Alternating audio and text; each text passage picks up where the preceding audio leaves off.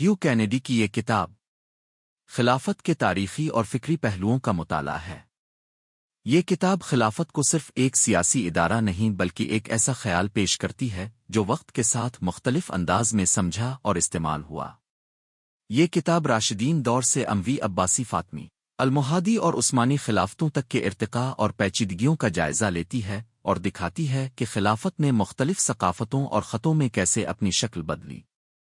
Have Kennedy جدید دور میں خلافت کے سیاسی استعمال اور اس کے غلط فہمیوں پر بھی روشنی ڈالتے ہیں اور بتاتے ہیں کہ کس طرح بعض گروہ خلافت کے تصور کو تاریخی حقائق سے ہٹا کر اپنے مقاصد کے لیے استعمال کرتے ہیں۔